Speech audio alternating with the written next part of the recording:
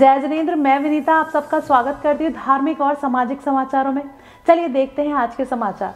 आज 25 दिसंबर को दुनिया भर में क्रिसमस का त्यौहार बड़े उत्साह के साथ मनाया जा रहा है। यह त्यौहार ईसा मसीह के जन्म की खुशी में मनाया जाता है। बहुत से लोग इसे बड़ा दिन के नाम से भी जानते हैं। प्रभु जीसस ने लोगों को इंसानियत का पाठ पढ़ाया था। इस मौके पर गिरजाघरों को सजाया गया है। प्रभु जीसस के जन्मोत्सव को भव्य बनाने के लिए चर्च में विशेष प्रकार की झांकियां सजाई गई हैं। साथ ही घरों और चर्च को आकर्षक बनाने के लिए सजावटी लाइटों का भी खूब इस्तेमाल किया गया। लोग आज दोस्तों को क्रिसमस शायरी, merry Christmas SMS, merry Christmas photos, अपनों को मैरी क्रिसमस विश करते हैं और आत्मा चैनल भी आप सभी को मैरी क्रिसमस की शुभकामनाएं देता है। ਕੀ ਕਹਿਣਾ ਚਾਹੋਗੇ ਜੀ ਅੱਜ ਦੇ ਦਿਨ ਬਾਰੇ ਤੁਸੀਂ? ਅੱਜ ਦਾ ਕ੍ਰਿਸਮਸ ਦਾ ਪਵਿੱਤਰ ਦਿਹਾੜੇ ਤੇ ਮੈਂ ਜ਼ਿਲ੍ਹਾ ਕਾਂਗਰਸ ਕਮੇਟੀ ਲੁਧਿਆਣਾ ਸ਼ਹਿਰੀ ਵੱਲੋਂ ਬਹੁਤ-ਬਹੁਤ ਮੁਬਾਰਕਬਾਦ ਦਿੰਦਾ। ਅੱਜ ਮੈਂ ਇੱਥੇ ਪਾਸਟਰ ਅਲੀਸ਼ਾ ਜੀ ਦੇ ਇੱਥੇ ਚਰਚ ਵਿਖੇ ਅਸੀਂ ਪ੍ਰੇਅਰ ਕਰਨੇ ਆਏ ਸੀਗੇ ਔਰ ਸਾਰੀਆਂ ਸੰਗਤਾਂ ਨੂੰ ਬਹੁਤ-ਬਹੁਤ ਮੁਬਾਰਕਬਾਦ ਦਿੰਦਾ ਔਰ ਪਾਸਟਰ ਜੀ ਨੇ ਸਾਰਿਆਂ ਨੂੰ ਪ੍ਰਾਰਥਨਾ ਕੀਤੀ ਸਾਰਿਆਂ ਦੇ ਵਾਸਤੇ और मैं यही कामना करदा प्रार्थना करदा यीशु के चरणों च कि सारी संगतां नूं खुशहाली देन। नवां जो साल सारिਆਂ वास्ते बहुत वधिया भागां भरिया आवे और सारिਆਂ नूं इस शुभ मौके की बहुत बहुत मुबारकबाद। ਸਾਡੇ ਨਾਲ ਨੇ ਜੀ ਇਸ ਟਾਈਮ ਚਰਚ ਦੇ ਪਾਸਟਰ, ਗੱਲਬਾਤ ਕਰਦੇ ਹਾਂ। ਹਾਂਜੀ ਜੀ, ਕੀ ਕਹਿਣਾ ਚਾਹੋਗੇ ਅੱਜ ਦੇ ਦਿਨ ਬਾਰੇ ਤੁਸੀਂ? मेरा नाम पास्टर अलीशा सुल्तान है। टेंपल ऑफ गॉड चर्च प्रभु यीशु मसीह का जन्म दिहाड़ा मनाया गया और हर साल की तरह असी इसनूं सैलीब्रेशन किया, पर भारी संख्या की मात्रा नहीं, बहुत ही छोटे ग्रुप में इसनूं सैलीब्रेट किया गया और इस विच अरदास की गई है, सुख शांति सलामती की, देश की तरक्की लिए प्रार्थना की गई है, खासकर किसानों वास्ते अरदास की गई है और उत्थे ही ये देश दिता गया है कि भाईचारा वधे, असीं सब मिल के तरक्की वाल चाहिए, देश तरक्की वाल जाए, साड़ियाँ पीढ़ियाँ साड़ियाँ नस्लां बरकत पाण और साडे खजाने साड़ी आने वाली औलाद मिरास प्रभु बरकरार रखे तो आशीष के विच इस दे विच आदेश दिता गया। प्रभु यीशु मसीह जो दुनिया के उत्ते आए साडे सारिਆਂ ਦੇ वास्ते मानवता का स्नेह लेके उन्हां दा अज पवित्र जन्म दिन है और इस मौके के उत्ते उन्होंने हमेशा ही शांति का स्नेहा दिता है। इस करके मैं सारी समुची जिन्नी भी दुनिया है, जिन्ने भी साडे भैन भरा इस चैनल में देख रहे हैं, उन्होंने अज के दिन के उत्ते मैं बहुत बहुत बधाई दिंदा हाँ। अज के पवित्र दिहाड़े ते असी प्रभु यीशु मसीह के जन्मदिन नूं मनाते हैं। प्रभु यीशु मसीह दुनिया का मुक्तिदाता है तो शांति का प्रतीक है। असी सारे भाईचारे नूं इस पवित्र दिहाड़े दी बहुत बहुत मुबारकबाद दिंदे हैं तो प्रभु अगे प्रार्थना करते हैं कि इस पूरे विश्व में एक शांति कायम रहे। जो हालात देश के चल रहे हैं उन्हां विच नॉर्मलसी आवे तो जो भी अपना धरना चल रहा किसानों का उन्होंने समस्या जल्दी तो जल्दी हल होवे और पूरा देश जिहड़ा शांतिमई तरीके नाल रह सके। अज क्रिसमस है, खुदावंद यीशु मसीह सारे दुनिया का मुक्तिदाता पैदा होया है, सानू शांति प्यार जिताउण दे लई अते सानू आज़ाद करन दे लई हर बंधना तो मौत तो पाप दे हर कामां तो आज़ाद करने दे लई इस मौके ते सारे देशवासियों नूं सारे लोगों नूं क्रिसमस की शुभकामनाएं दिंदा। खुदावंद यीशु मसीह जो सच्चा न्याय करने वाला सानू न्याय दिलावे, खास करके साढ़े मजदूर भरावां जो लड़ाई आंदोलन चल रहे उन्होंने न्याय मिले, शांति मिले अते प्यार शांति की भावना दे नाल वो अपने घर वापस आ जाण अते सारियां नूं बड़े दिन दी क्रिसमस दी लख लख वधाइयां मैं दिंदा। आत्मा ब्यूरो रिपोर्ट। प्रधानमंत्री किसान सम्मान निधि PM किसान के तहत प्रधानमंत्री नरेंद्र मोदी ने शुक्रवार को पूर्व प्रधानमंत्री अटल बिहारी वाजपेयी की जयंती के मौके पर देश के 9 करोड़ किसानों के खाते में 18,000 करोड़ की सम्मान निधि हस्तांतरित की। कार्यक्रम के दौरान प्रधानमंत्री ने 6 राज्यों के किसानों के साथ वीडियो कॉन्फ्रेंसिंग के जरिए बातचीत की। प्रधानमंत्री ने कहा कि बंगाल के 70 लाख किसानों को ये लाभ नहीं मिल पा रहा है। बंगाल सरकार पर हमला बोलते हुए उन्होंने कहा कि राज्य सरकार राजनीतिक कारणों से किसानों तक का फायदा नहीं पहुंचने दे रही है। विपक्ष पर निशाना साधते हुए प्रधानमंत्री ने कहा कि जितने लोग आज आंदोलन चला रहे हैं वही उस सरकार के साथ थे जिसने स्वामीनाथन रिपोर्ट को दबाकर रखा था। उन्होंने कहा कि कृषि कानून को लेकर झूठ फैलाया जा रहा है। प्रधानमंत्री ने कहा कि किसानों की खुशी में ही हमारी खुशी है। उन्होंने कहा कि जिन राजनीतिक दलों को देश की जनता नकार चुकी है, वो आज कुछ किसानों को गुमराह करने में लगे हुए हैं। साथियों, बदलते समय के साथ अपनी अप्रोच का विस्तार करना भी उतना ही जरूरी है। हमें 21वीं सदी में भारत की इस कृषि को आधुनिक बनाना ही होगा और इसी का बीड़ा देश के करोड़ों किसानों ने भी उठाया है और सरकार भी उनके साथ कंधे से कंधा मिला करके आगे बढ़ने के लिए कृत संकल्प है। आज हर किसान को यह पता है कि उसकी उपज का सबसे अच्छा दाम कहां मिल सकता है। पहले क्या होता था कि अगर मंडी में बेहतर दाम नहीं मिलते थे या फिर उसकी उपज को दोयम दर्जी का बताकर खरीदने से इनकार कर दिया जाता था, तो किसान मजबूरी में औने पौने दामों पर अपनी उपज बेचने को मजबूर रहता था। इन कृषि सुधारों के जरिए हमने किसानों को बेहतर विकल्प दिए हैं। इन कानूनों के बाद आप जहां चाहे, जिसे चाहे अपनी उपज बेच सकते हैं। मेरे किसान भाइयों बहनों, मेरे इन शब्दों को आप ध्यान से सुनिए। मैं फिर से कह रहा हूं कि आप अपनी फसल को जहां चाहे आप निर्णय करके बेच सकते हैं। आपको जहां सही दाम मिले आप वहां पर उपज बेच सकते हैं। आप न्यूनतम समर्थन मूल्य यानी एमएसपी पर अपनी उपज बेचना चाहते हैं, आप उसे बेच सकते हैं। आप मंडी में अपनी उपज बेचना चाहते हैं, आप बेच सकते हैं। आप अपनी उपज का निर्यात करना चाहते हैं, आप निर्यात कर सकते हैं। आप उसे व्यापारी को बेचना चाहते हैं, आप बेच सकते हैं। आप अपनी उपज दूसरे राज्य में बेचना चाहते हैं, आप बेच सकते हैं। आप पूरे गांव के किसानों को एफपीओ के माध्यम से इकट्ठा कर अपनी पूरी उपज को एक साथ बेचना चाहते हैं, आप बेच सकते हैं। इसमें गलत क्या है कि अगर किसानों को अपनी उपज बेचने का विकल्प ऑनलाइन माध्यम से पूरे साल और कहीं भी मिल रहा है। आत्मा ब्यूरो रिपोर्ट।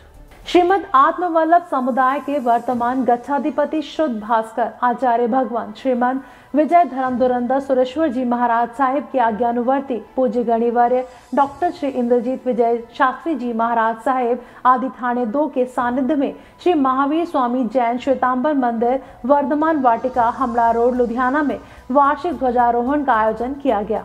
22वें तीर्थंकर नेमिनाथ प्रभु ने कृष्ण वासुदेव कृष्ण को बताया था कि तू ये आरंभ समारंभ में डूबा हुआ है और तू आराधना साधना के लिए इतना समय निकाल नहीं सकता है।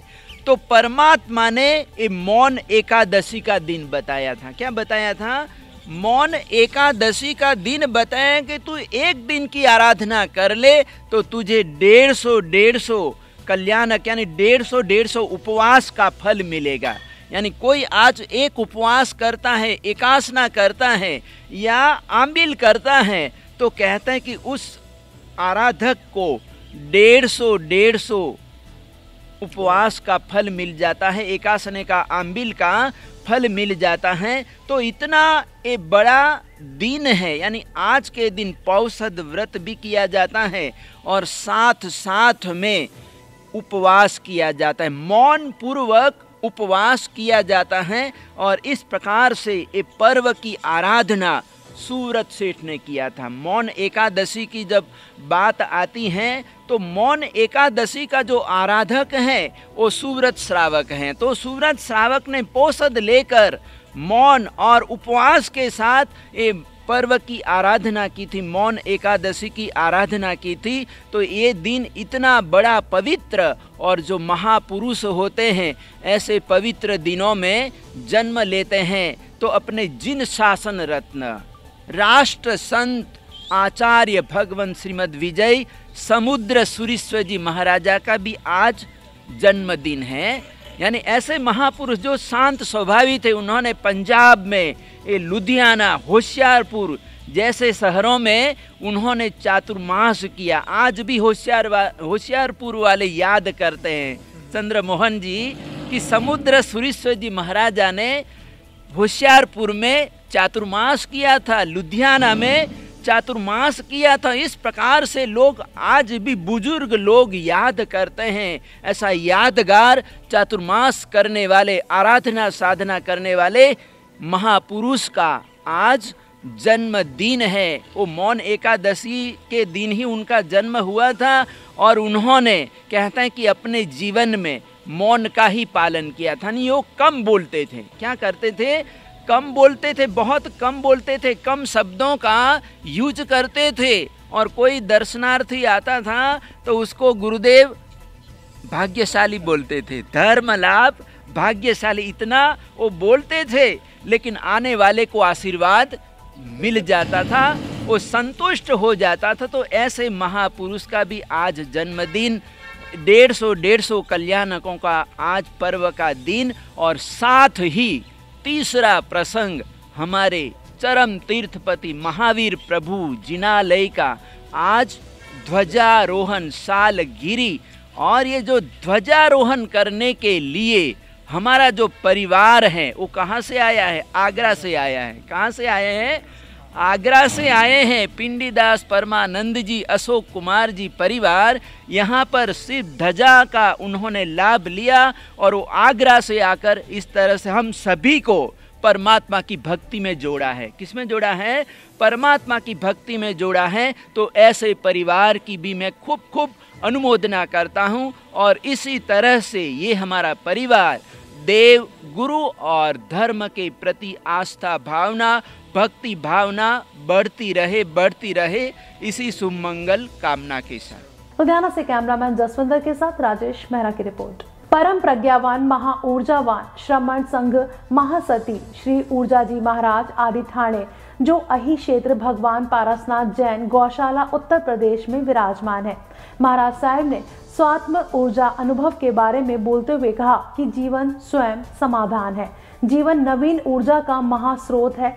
प्रतिदिन प्रातः काल पूर्व दिशा से जब रवि उदय होता है तब प्राणी मात्र में सकल ब्रह्मांड में जागृति व ज्योति सहज ही दृष्टिगोचर होती है। वास्तव में जहाँ जीवन है वहाँ आनंद है, जहाँ जागृति है वहाँ जगन्नाथ है। आवश्यकता है स्वयं ऊर्जा को पहचानने की। जो प्राणी है कि आंतरिक ऊर्जा का ज्ञाता हो जाता है वह नैसर्गिक स्वाभाविक ही संपूर्ण विश्व की शक्तियों का ज्ञाता हो जाता है।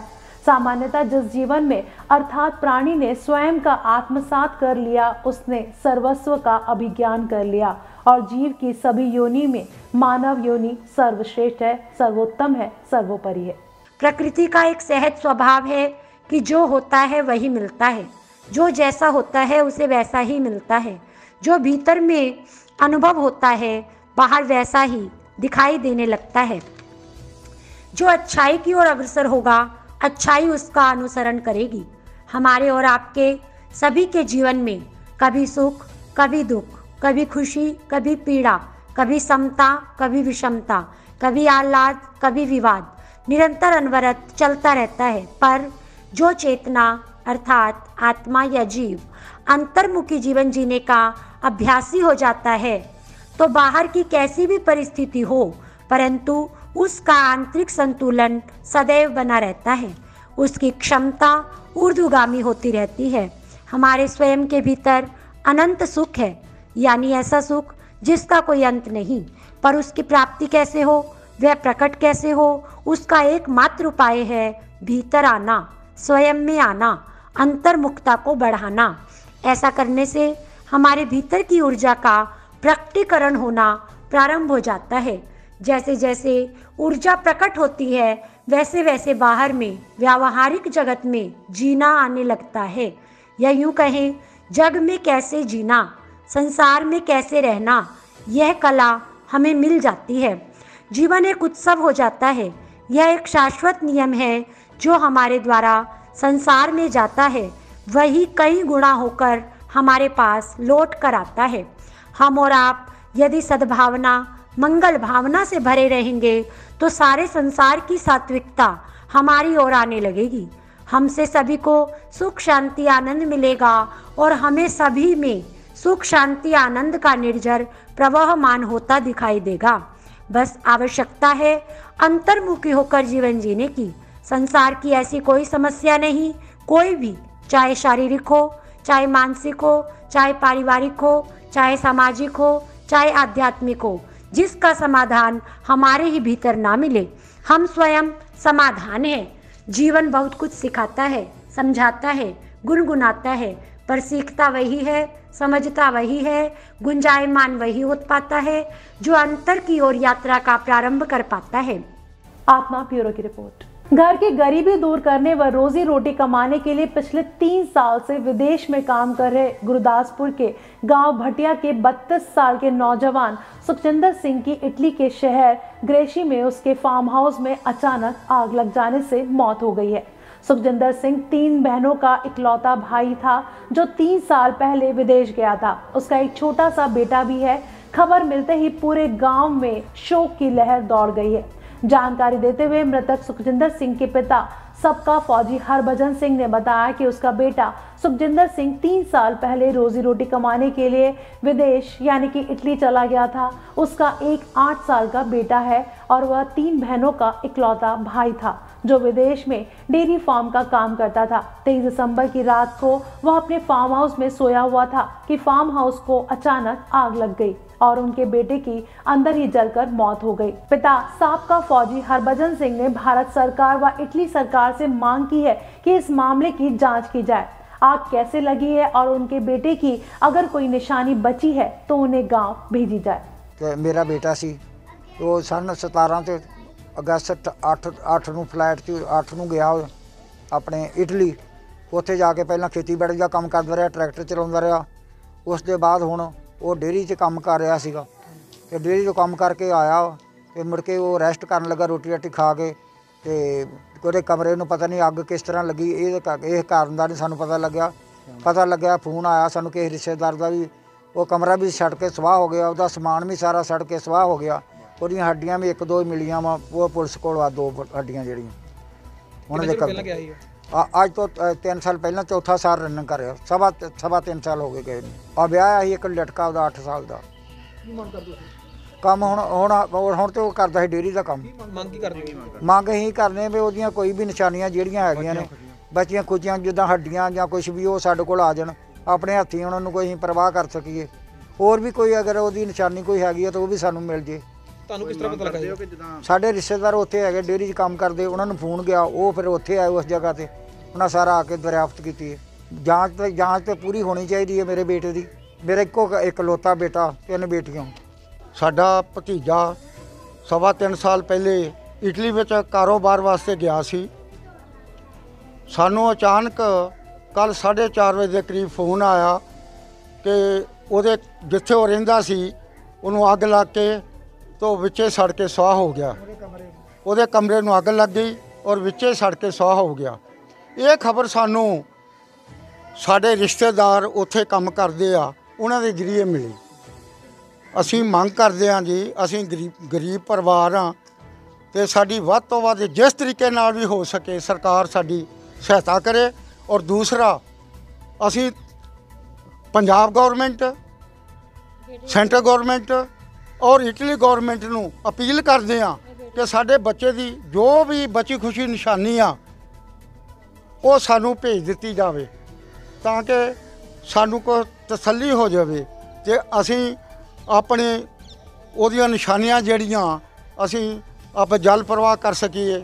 घटना वापरी आ इहदी बिल्कुल सही जांच होनी चाहिए आ क्योंकि असीं बहुत छछो पंजे विच हां भी किस तरह वापर पे। ਉਹਦਾ ਬੈਨੀਫਿਟ जो बनता है वो ਵੱਧ ਤੋਂ ਵੱਧ ਉਹਨੂੰ ਦਿਵਾਉਣ ਦੀ कोशिश की जाए। गुरदासपुर से जतिंदर कुंडल की report. Solid waste management system का कार्य का शुभारंभ गांव करौली चिकली में, जिसका उद्घाटन डीडीपीओ परमपाल सिंह द्वारा किया गया। इस विषय पर उन्होंने बताया कि गांव में वेस्ट कचरे को एक ऑर्गेनिक खाद बनाकर किसानों को मुफ्त में मुहैया करवाई जाएगी। इससे गांव साफ सुथरा रहेगा और साथ ही पंचायत को आय का साधन भी उपलब्ध होगा। इस विषय पर और अधिक जानकारी देते हुए उन्होंने कहा कि धार ब्लॉक में इस तरह के 6 प्रोजेक्ट लगाए जा रहे हैं, जिससे वातावरण शुद्ध होगा और पंचायत को आय का सोर्स बन जाएगा। ग्राम पंचायत चिकली करौली के प्रधान हरीश पठानिया जानकारी देते हुए कहा कि हमारे ब्लॉक में यह पहला solid waste management system project लगाया गया है और इसका निर्माण कार्य सही ढंग से पूरा हो चुका है। और उन्होंने बताया कि इस प्रोजेक्ट को 10 फुट लंबाई और 4.5 फुट चौड़ाई व 4 डटेज बनाए गए हैं और कहा कि डटेज में गांव का कूड़ा फेंका जाएगा, ਕੰਪੋਜ਼ਿਟ ਖਾਦ के लिए भी तैयार किया जाएगा। ਜਿਵੇਂ ਸ਼ਹਿਰਾਂ ਦੇ ਵਿੱਚ ਸਰਕਾਰ ਵੱਲੋਂ ਤਰਜੀਹ ਦਿੱਤੀ ਜਾ ਰਹੀ ਹੈ ਕਿ ਸਾਫ਼ ਸਫਾਈ ਰੱਖੀ ਜਾਵੇ, ਸੇਮ ਵੇ ਪਿੰਡਾਂ ਦੇ ਵਿੱਚ ਵੀ ਸਾਫ਼ ਸਫਾਈ ਨੂੰ ਲੈ ਕੇ ਜਿਹੜਾ ਕੂੜੇ ਦਾ ਪ੍ਰਬੰਧ ਕਰਨ ਦੇ ਲਈ ਸੋਲਿਡ ਵੇਸਟ ਮੈਨੇਜਮੈਂਟ ਸਕੀਮ ਅਧੀਨ ਜਿਹੜਾ ਇਹ ਪ੍ਰੋਜੈਕਟ ਲਿਆ ਗਿਆ। ਇਹਦੇ ਵਿੱਚ ਘਰਾਂ ਤੋਂ ਜਿਹੜਾ ਕੂੜਾ ਇਕੱਠਾ ਕਰਕੇ ਉਹਨੂੰ ਸੈਗਰੀਗੇਟ ਕਰਕੇ ਗਿੱਲਾ ਕੂੜਾ ਸੈਪਰੇਟ, ਜਿਹੜਾ ਸੁੱਕਾ ਉਹਨੂੰ ਵੱਖਰਾ ਜਿਹੜਾ ਕਲੈਕਟ ਕੀਤਾ ਜਾਏਗਾ। ਜਿਹੜਾ ਵੈਟ ਗਿੱਲਾ ਕੂੜਾ ਉਹਦੇ ਤੋਂ ਮਨਿਊਰ ਬਣਾ ਕੇ ਫਿਰ ਜਿਹੜਾ ਉਹ ਪੰਚਾਇਤ ਅੱਗੇ ਫ੍ਰੀ ਜ਼ਿਮੀਂਦਾਰਾਂ ਨੂੰ ਵੀ ਦੇ ਸਕਦੀ ਹੈ ਆਰਗੈਨਿਕ ਖੇਤੀ ਦੇ ਲਈ, ਜੇ ਵੇਚਣਾ ਚਾਹੇ ਤਾਂ ਵੇਚ ਵੀ ਸਕਦੀ ਹੈ, ਜਿਸ ਨਾਲ ਪੰਚਾਇਤ ਦੇ ਵਿੱਚ ਸਾਫ਼ ਸਫਾਈ ਤੇ ਇਨਕਮ ਦਾ ਜਿਹੜਾ ਸਾਧਨ ਜਿਹੜਾ ਉਹ ਵੀ ਕ੍ਰੀਏਟ ਹੋ ਸਕਦਾ। ਇਹ ਧਾਰ ਬਲਾਕ 'ਚ ਕਿਤਨੇ ਲੱਗੇ ਪ੍ਰੋਜੈਕਟ? ਧਾਰ ਬਲਾਕ ਦੇ ਵਿੱਚ ਅਸੀਂ ਕੋਸ਼ਿਸ਼ ਤਾਂ ਇਹ ਹੈ ਕਿ ਹਰੇਕ ਪਿੰਡ 'ਚ ਲਾਵਾਂਗੇ, ਪਰ ਫਿਲਹਾਲ ਜਿਹੜੇ ਆ 6 ਪੰਚਾਇਤਾਂ ਦੇ ਵਿੱਚ ਇਹ ਪ੍ਰੋਜੈਕਟ ਲਾਏ। BDPO ਸਾਹਿਬ ਨੇ ਅੱਜ ਸੋਲਿਡ ਵੇਸਟ ਪ੍ਰੋਜੈਕਟ ਜਿਹੜਾ ਸੀ ਉਹਦਾ ਉਦਘਾਟਨ ਕੀਤਾ। ਉਹਨਾਂ ਦੀ ਛਤਰ ਛਾਇਆ ਥੱਲੇ ਔਰ BDO ਧਾਰ ਮੈਡਮ ਦੀ ਛਤਰ ਛਾਇਆ ਥੱਲੇ ਸਾਰਾ ਪ੍ਰੋਜੈਕਟ ਜਿਹੜਾ ਕੰਪਲੀਟ ਕੀਤਾ ਗਿਆ ਔਰ ਸਾਡੀ ਇਹ ਕੋਸ਼ਿਸ਼ ਹੋਏਗੀ ਕਿ ਸਾਰੇ ਪਿੰਡ ਦਾ ਕੂੜਾ ਜਿੱਦਾਂ ਇਹਨਾਂ ਨੇ ਗਾਈਡ ਕੀਤਾ ਉਹ ਸਾਰਾ ਕੂੜਾ ਜਿਹੜਾ ਨਾ ਉਹ ਇੱਥੇ ਡੰਪ ਕੀਤਾ ਜਾਏਗਾ। ਡੰਪ ਕਰਨ ਦੇ ਬਾਅਦ ਵੀ ਮੈਨੂਅਰ ਖਾਦ ਬਣਾਈ ਜਾएगी। वो खाद बना के जी है फ्री ऑफ कॉस्ट लोगों को दी जाएगी। पठानकोट से आलोक कुमार की रिपोर्ट। यहाँ पूरा देश क्रिसमस की खुशी मनाता दिखाई दे रहा है, वहीं कृषि कानूनों के जरिए केंद्र सरकार किसानों की खुशी छीन चुकी है। उस पर खुशी को वापस देने के लिए किसान केंद्र सरकार के इन कृषि कानूनों के खिलाफ दिल्ली में आंदोलन चलाते दिखाई दे रहे हैं। उसी आंदोलन को बढ़ावा देने के लिए आज पूरे पंजाब से किसानों के जत्थे ट्रैक्टर ट्रॉलियों पर सवार होकर दिल्ली पहुंच रहे हैं, जिसके चलते बटाला के नजदीकी कस्बा उधनवाला से किसान मजदूर संघर्ष के बैनर तले 50 ट्रैक्टर ट्रॉलियां और गाड़ियों में सवार होकर किसानों का जत्था दिल्ली के लिए रवाना हुआ।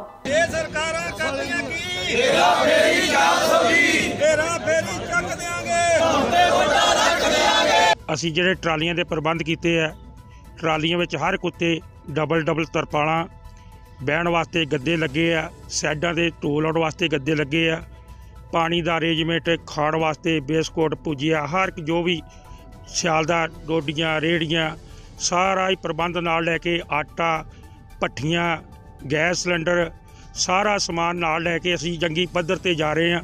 ਇਹਦੇ ਵਿੱਚ ਇਹ ਨਹੀਂ ਹੈ ਕਿ ਸਾਨੂੰ ਰਸਤੇ ਵਿੱਚ ਜਿੱਥੇ ਵੀ ਕਿਤੇ ਰੋਕਿਆ ਜਾਵੇ।